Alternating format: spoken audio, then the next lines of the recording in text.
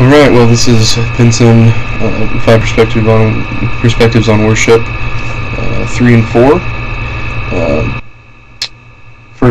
This is by Lincoln Duncan, don't know how to pronounce his first name.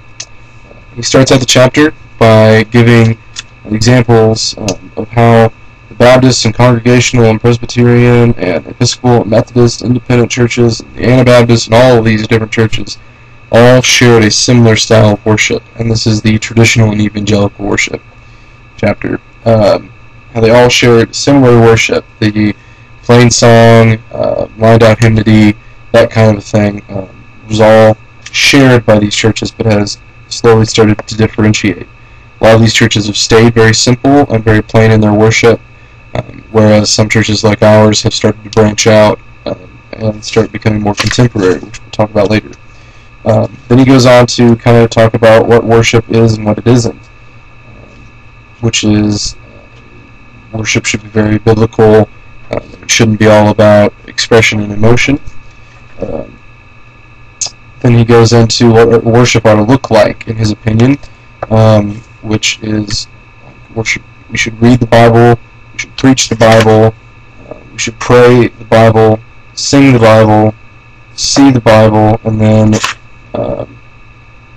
all these things, and that's how our worship should be. We should incorporate all these different things and keep it very biblical. And then he kind of goes into congregational worship and then reverence and all that good stuff. There's a lot to cover in these chapters. It's ridiculous. He also talks about the qualities of biblical worship, how it should be scriptural, very based in the scriptures, very interlaced with scripture, and it should be simple enough for even an outsider to pick up on quickly. It should be very spiritual. He kind of shies away from the liturgy of it. It shouldn't be so reverent. It should be a little more spiritual, but definitely has to be God-centered. It should be historic, as well as reverent but joyful.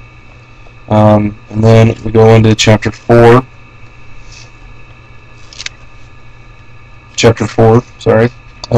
Where it's the response chapter. Get out of here.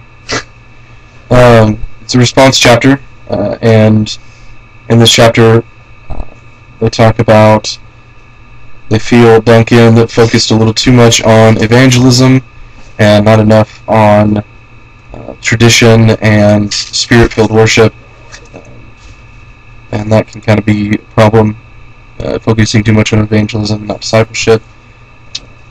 So yeah, those are chapters 3 and 4. Stay tuned for 5.